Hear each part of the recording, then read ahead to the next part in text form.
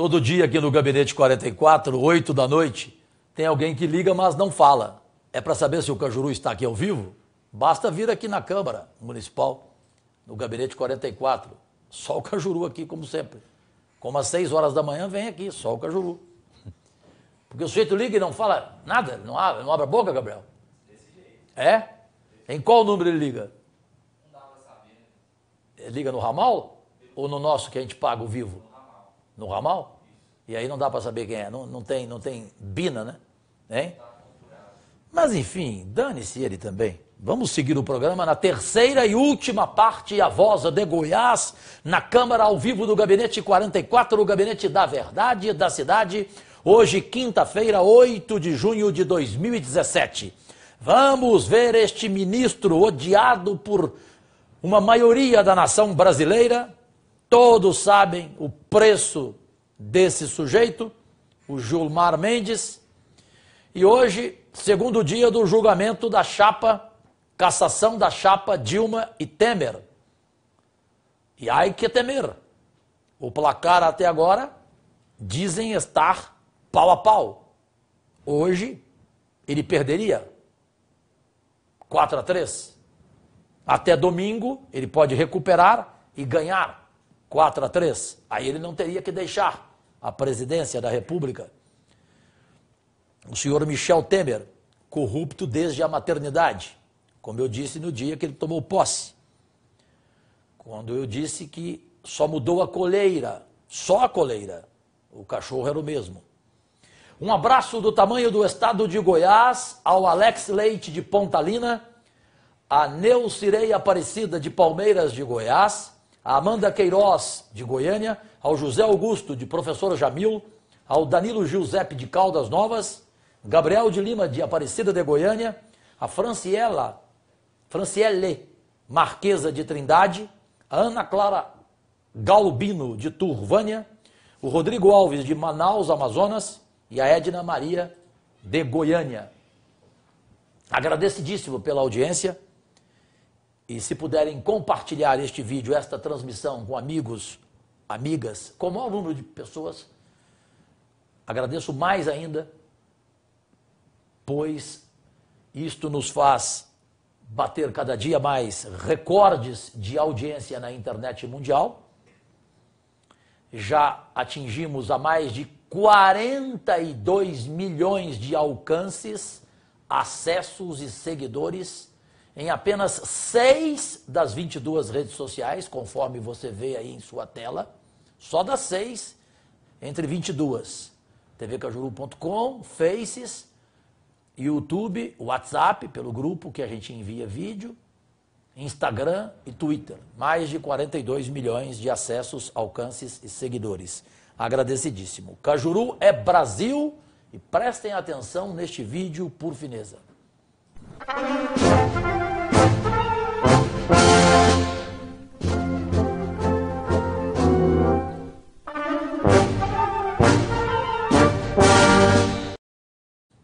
Eu quero, sinceramente, prestar atenção, peço que todos, por fineza, assistam comigo, e vocês aí julguem e comentem, como que aconteceu esse momento em que Gilmar Mendes foi desmoralizado pelo relator durante a sessão do julgamento hoje em Brasília, no TSE, o Tribunal Superior Eleitoral, na discussão da cassação da chapa Dilma Rousseff e Michel Temer.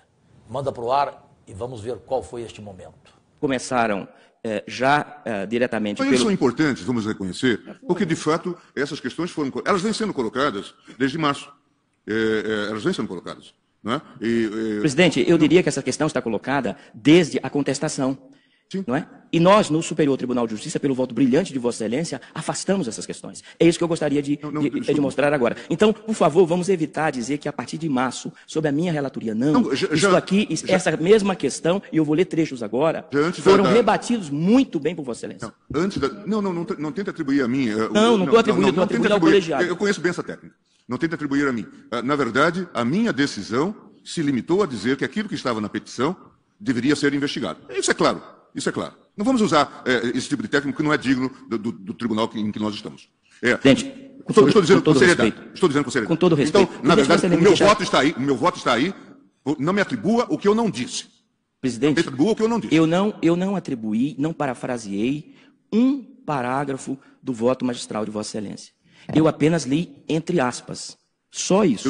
Eu disse claramente, e disse isso ontem, que não se cuidava naquele momento de transportar para o Tribunal Superior Eleitoral a análise de todos os fatos apurados na Lava Jato, mas dos fatos que eram apontados, e claramente disse isso no meu voto.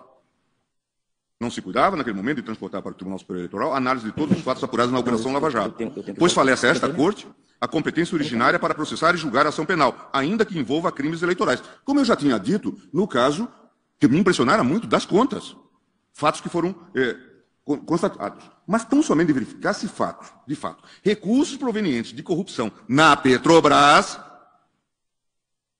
foram ou não repassados para a campanha presidencial, que está na petição, e que está, é o item 4 do meu voto, na ementa. E vai ser o meu voto. Exatamente, essa é a questão. Agora, a discussão se houve desdobramento, se, por notícia de jornal, se decidiu também ouvir delatores, isso não está no meu voto. Presidente, Vossa Excelência me permitiria concluir? Por favor. Eu quero lembrar de novo que, embora tivesse esses poderes estabelecidos no artigo 7º e no artigo 23, eu não os utilizei. Mas eles estão citados expressamente no voto de condutor de Vossa Excelência. Eu leio, é no item, aliás, está na ementa. Mas tudo isso para dizer, presidente, que eu não preciso utilizar, não precisei fazer uso deste dispositivo. Mas Vossa Excelência legitimou esses dispositivos também. Dentro do contexto. Dentro dos marcos. Não tenho a menor dúvida. Então, eu vou ler, presidente, só para mostrar que o guia, a avenida que eu segui, foi esta da maioria.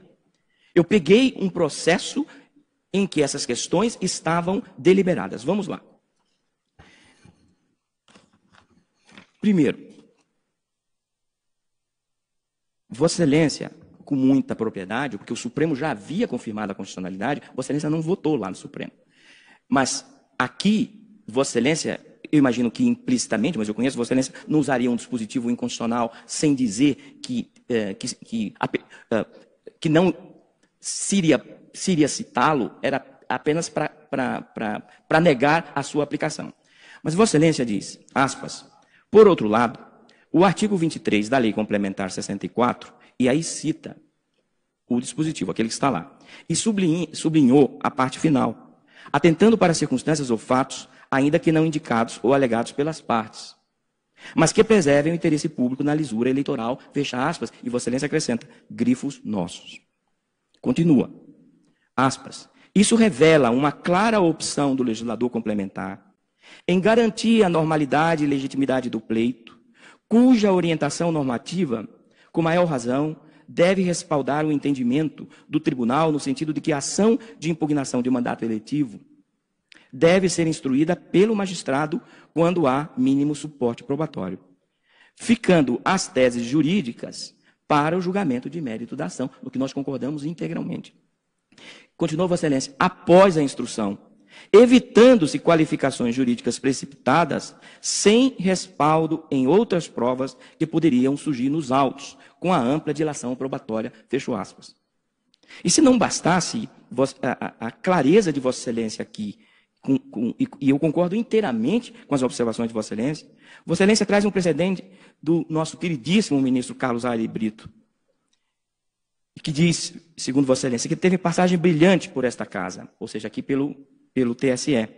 E aí Vossa Excelência negrita e sublinha o seguinte, aspas, não é por outra razão que o arcabouço normativo infraconstitucional, em especial a Lei Complementar número 64 de 90, dispõe que na apuração de suposto, aspas, uso indevido ou desvio de abuso de poder econômico ou poder de autoridade, ou utilização indevida de veículos ou meios de comunicação social em benefício de candidato ou partido, fecha aspas, continuou o ministro Aires, o julgador poderá determinar todas as diligências que julgar necessárias para o seu livre convencimento, sublinhado por por Vossa Excelência e com o qual eu concordo também. Os limites da petição inicial. Tudo nos limites da petição inicial. E aí, depois, no voto condutor, que para mim, não quero usar nenhuma expressão que indique exagero, mas foi a Bíblia. Eu segui este voto de Vossa Excelência, que é extraordinário. E eu falo de coração, Vossa Excelência sabe. Pois bem, Vossa Excelência, só para terminar, se Vossa Excelência me permitir, aí Vossa Excelência, usando dos poderes que estão lá, com os quais eu concordo, mas não faço uso aqui neste processo, e não fiz, Vossa Excelência diz, ademais, em 27/4/2015, a imprensa noticiou amplamente. Aí depois, no outro parágrafo, já em 22/7/2015, os meios de comunicação social noticiaram. E no outro parágrafo, em 30/7/2015, a imprensa noticiou. No outro parágrafo, ora, esses fatos noticiados pela imprensa.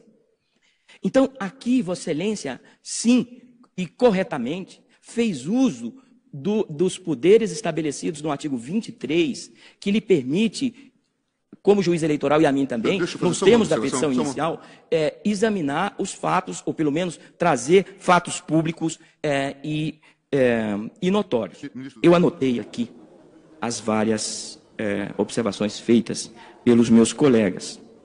Mas confesso que agora em dúvida estou eu, para saber exatamente, ministro Fux, o que nós estamos discutindo.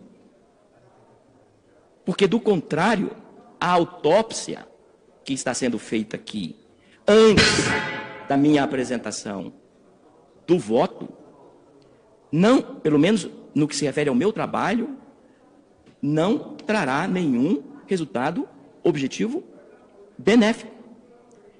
Eu quero saber, e é importante saber, e eu me curvo à maioria, se nós estamos discutindo aqui ampliação de causa de pedir, ou se nós estamos discutindo quem que poderia ser ouvido como testemunha. O que é exatamente que nós estamos discutindo? Qual o resultado das observações? Eu acho que a questão tinha sido posta já na tribuna sobre ampliação da causa de pedir, e Vossa Excelência, inclusive, disse... Sim, mas eu quero saber, presidente, com todo respeito, as consequências... Mas a pergunta de Vossa Excelência é retórica, Vossa Excelência sabe a resposta. Não, mas veja, é retórica para nós aqui, que sabemos exatamente o que o outro pensa. Mas não é retórica para... Porque essa discussão, inclusive no despacho de Vossa Excelência de março, já estava posto. Não, e Vossa Excelência... Vamos esclarecer. Veja, Vossa Excelência viu que eu não interrompi ninguém. Não é? E claro que recebo com muito gosto as interrupções dos colegas. É próprio desse colegiado. Mas aqui não há nenhum outro objetivo quando eu faço esse questionamento retórico e busco a resposta, porque é uma resposta concreta. O que é que se quer exatamente? Nós vamos aqui... Quais são os fatos que têm que ser excluídos? Isso pode ser dito claramente. Em seguida, quais são as testemunhas que não poderiam ter sido ouvidas? É isso. Então, em vez de nós estarmos nos debatendo muito sobre uma possível ampliação das causas de pedir, eu digo, esperem o meu voto, eu não fiz ampliação de causa de pedir. Mas, já que estamos discutindo, então vamos encerrar de uma maneira objetiva essa discussão. Ministro Napoleão, ministro Tarcísio, ministro Admar, eu ouvi com muita atenção as suas observações. Gostaria agora de saber exatamente, em conclusão, como elas terminam. A Odebrecht poderia ser investigada ou não poderia? É uma pergunta concreta. E não precisa aqui de muitos estudos. Vamos concluir exatamente de uma maneira precisa este debate, esse diálogo que estamos tendo. Segundo, se podia ser investigada, quais as testemunhas que poderiam ser ouvidas? Só isso, presidente. Se puder ouvir os 3 colegas que já se manifestaram no sentido de uma possível ampliação, eu gostaria de receber esses esclarecimentos. Presidente, eu fui saltado porque eu já tinha falado, mas talvez eu pretendesse fazer só mais 2 observações. Eu trago aqui algumas lições de doutrinadores que abordam essa questão da jurisdição e a realidade fática, né? Porque a justiça não pode ficar alheia à realidade fática. E é por essa razão que as leis permitem ao juiz levar em consideração fatos supervenientes no momento da decisão. Aí dirão, mas há outros fatos agora. Quando é que nós vamos terminar isso? Não, nós estamos no momento da decisão, vamos terminar esse processo. Se outros fatos revelarem outras situações passíveis de serem judicializadas, nós vamos aceitar. Nós não agimos de ofício, vamos aceitar se houver judicialização. Mas o professor Juan Picoy Júnior, ele traz uma obra sobre modificação da demanda, algo muito interessante para que Vossa Excelência reflita, porque eu acho que Vossa Excelência não pode abdicar do trabalho que teve de analisar... Mas eu não abdicarei, eu apenas estou... Não, ministro Fux, deixa eu me esclarecer. Eu não abdicarei de apresentar os resultados da investigação que foi determinada por esse tribunal. Quem quiser rasgar a decisão deste tribunal que determinou, e aqui ninguém quer, mas quem quiser rasgar, o faça sozinho, esta decisão do tribunal que determinou a investigação. Então, o que eu pedi apenas é que o ministro Napoleão, o ministro Admar e o ministro Tarcísio concluam de forma objetiva as suas manifestações, dizendo claramente para todos: a Odebrecht podia ser investigada ou não podia?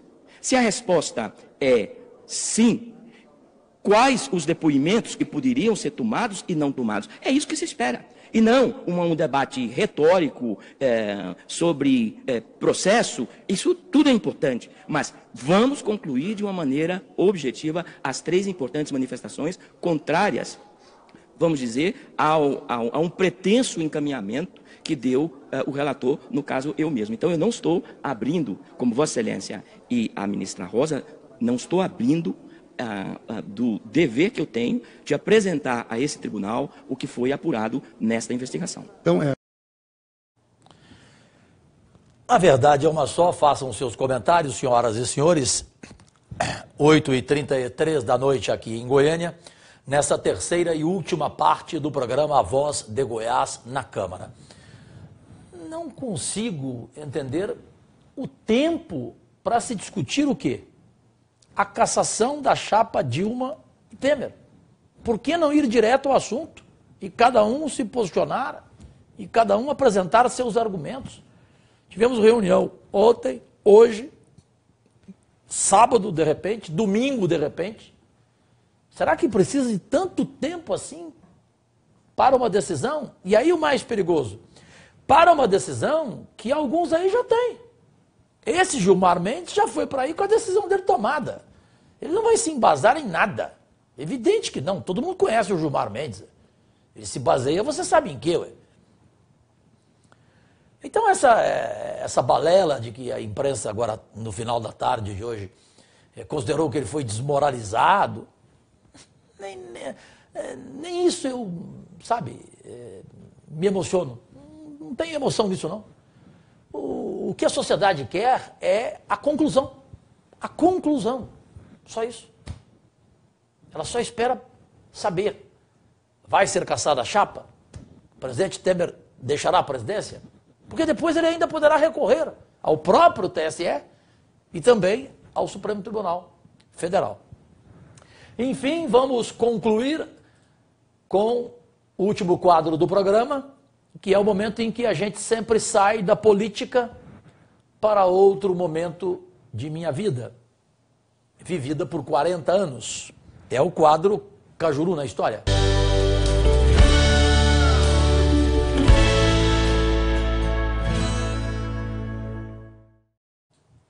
Para muitos foi a maior entrevista da televisão brasileira dada por um craque de futebol. Diretamente vamos a ele. Ele mesmo falou que foi a maior entrevista da vida dele. Ele, Romário, hoje senador. Uma entrevista foi na Band e outra foi no SBT e na TV Esporte Interativo, comando da TV Esporte Interativo, na época. O programa Cajuru Pergunta. E eu o entrevistei no começo da vida política dele, em Brasília, no seu apartamento de cobertura lá. E o baixinho Romário falou o que ele quis. E a repercussão foi enorme, muita gente se sentiu ofendida.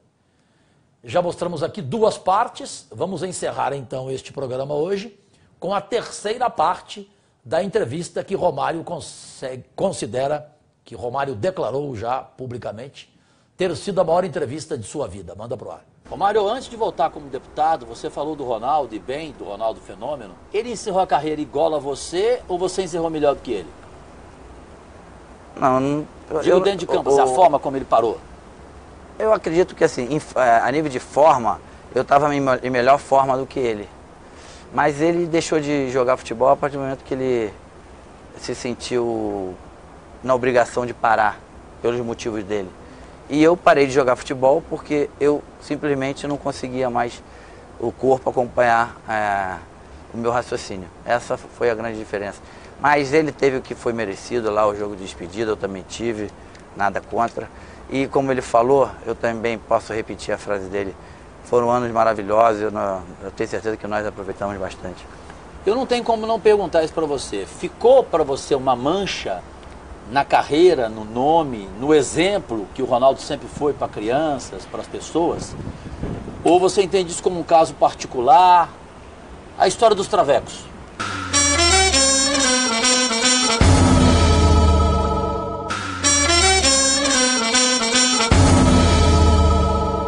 Eu não tenho como não perguntar isso para você. Ficou para você uma mancha na carreira, no nome, no exemplo que o Ronaldo sempre foi para crianças, para as pessoas?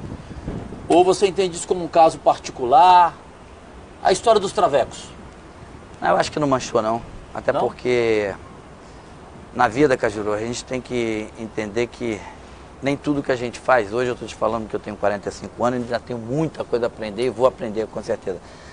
Mas uma das coisas que eu aprendi é que se a gente ficar voltando no tempo, a gente não anda para frente.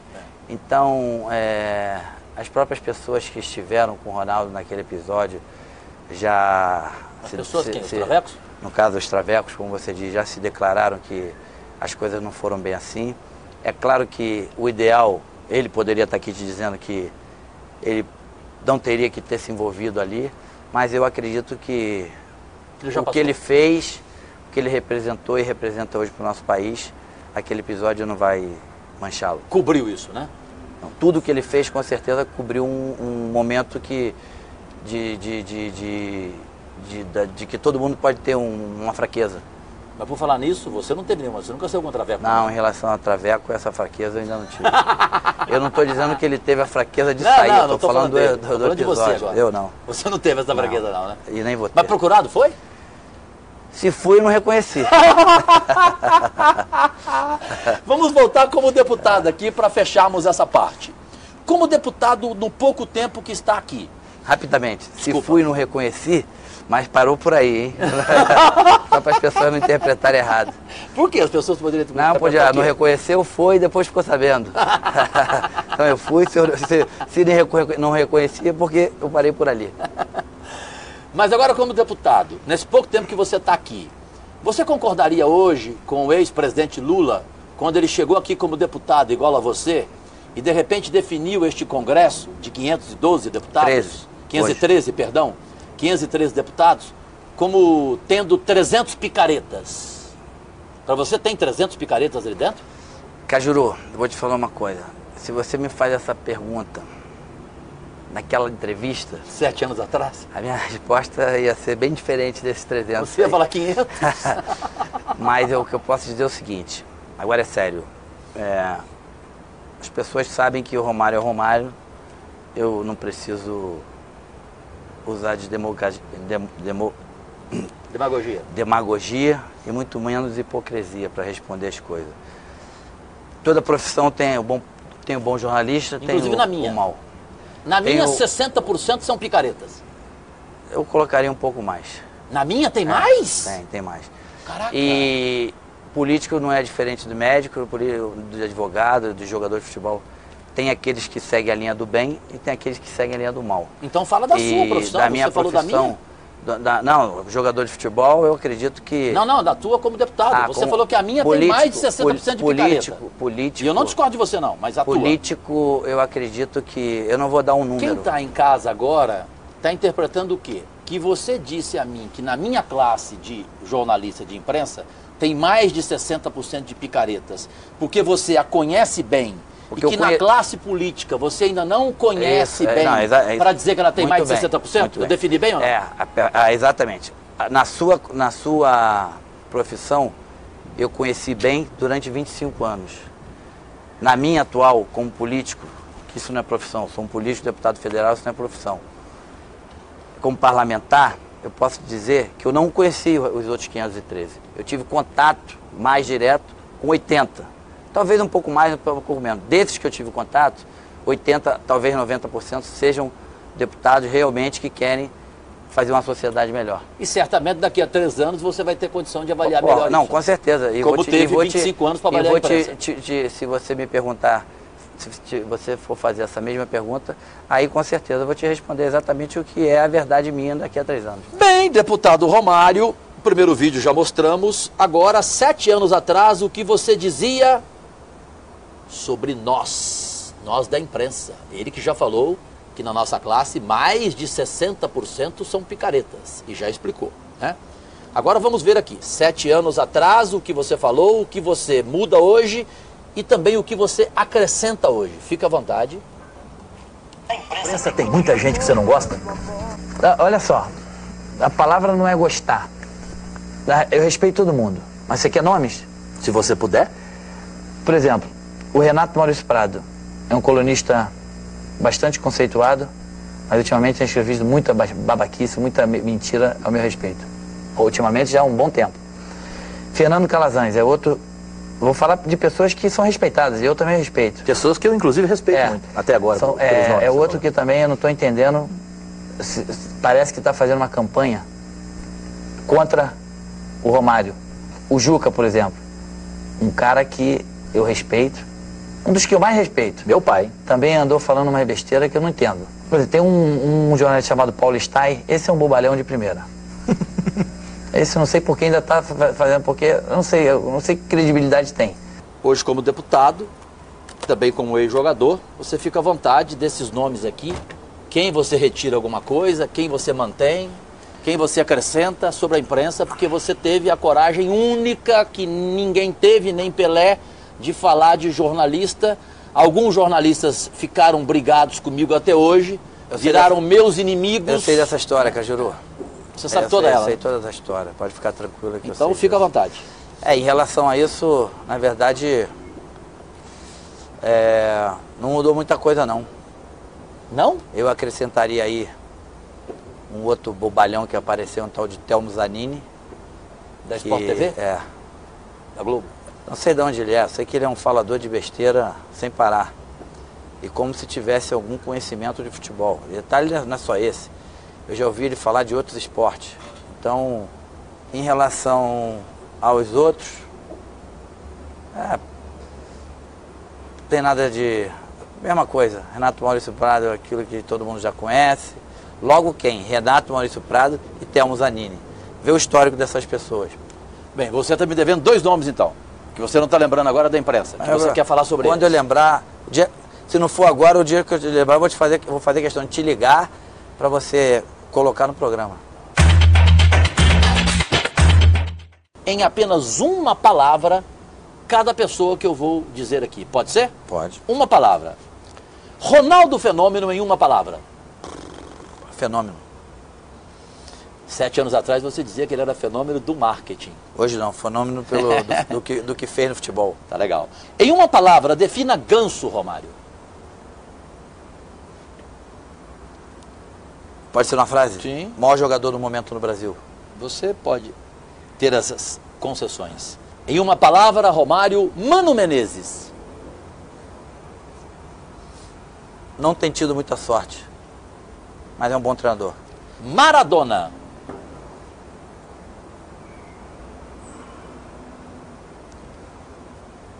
Como eu tenho essa concessão, uma grande pessoa.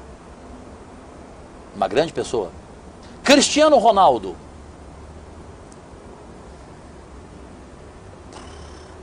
Bom jogador. Só bom jogador. Kaká. Bom jogador. Copa de 2014 aqui no Brasil, em uma ou mais palavras, deputado Romário.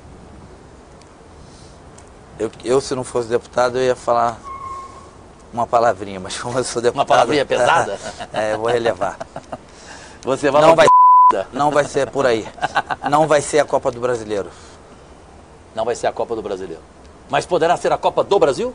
A Copa no Brasil, mas não do brasileiro que gosta do futebol. Eu sei, mas pode ser a Copa da seleção do Hexa? Poderá. Poderá? Poderá. Poderá. Goleiro Bruno do Flamengo, em uma palavra, ou se quiser um pouquinho mais, fica à vontade, deputado Romário. Se envolveu nas amizades erradas e por isso está pagando, talvez, enquanto não for comprovado, por um erro que não deva ter cometido. Então você, como o treinador Cuca, que foi técnico dele no Flamengo e o colocou como capitão, em uma entrevista já gravada comigo, põe a mão no fogo e diz ter certeza absoluta que o goleiro Bruno não cometeu aquele crime, nem pelas mãos dele e nem pela boca, ou seja, nem mandou matar. Você pensa isso também? Não, eu não posso dizer exatamente isso. O que eu posso te afirmar, dentro do meu pressentimento, sim, eu acredito que ele não tenha tido um envolvimento direto na morte daquela menina. Perfeito. Essa entrevista de Romário foi em 2012, estamos em 2017. Será que hoje o Romário, na época deputado federal, hoje senador, será que hoje ele falaria a mesma coisa, daria a mesma declaração sobre a classe política, que nessa época, em 2012, ele não via como ex-presidente Lula, Lula, hein? Falar de 300 picaretas entre 513 deputados federais? Qual seria a opinião do Romário hoje? Para isso eu teria que entrevistá-lo novamente e eu já encerrei a minha carreira de televisão, especialmente no esporte. Só voltaria a fazer televisão em algo que me desse prazer. E creio que nada vai me dar prazer mais em televisão. Tomei nojo. Mas foi uma entrevista que o Romário falou de Galvão Bueno, do Casagrande, então ele acabou com o Casagrande, acabou com o Galvão Bueno. E ele, 7 anos depois, a primeira foi em 2002 na Band. E a segunda foi essa, em 2012. Ou seja, qual o tempo aí a diferença? 10 anos. Então, o Romário manteve suas opiniões sobre a imprensa e chegou a falar que na imprensa mais de 60% são picaretas.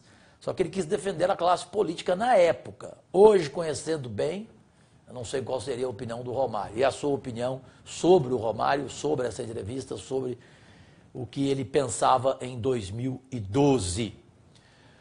Agora, 8 horas e 49 minutos da noite. 11 minutos para as 9 da noite, fim da terceira e última parte. Hoje a demanda de vários assuntos. Hoje realmente foi um dia repleto de matérias, de reportagens, de temas, de bons assuntos políticos. A gente fecha neste momento a edição diária do programa A Voz de Goiás na Câmara, aqui do Gabinete 44, ao vivo, nas 22 redes sociais do Cajuru, como sempre com imagens aéreas neste momento, do Aritana na Avenida T7, no setor Bueno, manda para o ar. Assim, concluímos o programa nesta quinta-feira, 8 de junho de 2017, um ótimo final de noite. Amanhã, sexta-feira, a partir das 5 da manhã na rua e às 6 da manhã aqui no gabinete. 9 da manhã, uma importantíssima reunião jurídica com assessores, com auditores, 3 auditores do Tribunal de Contas, 2 assessorias jurídicas, mais a minha. Enfim, amanhã, uma pauta extensa sobre a CPI dos 9 anos de contas públicas das gestões de Iris Rezende e Paulo Garcia na Prefeitura Municipal de Goiânia. Agradecidíssimo!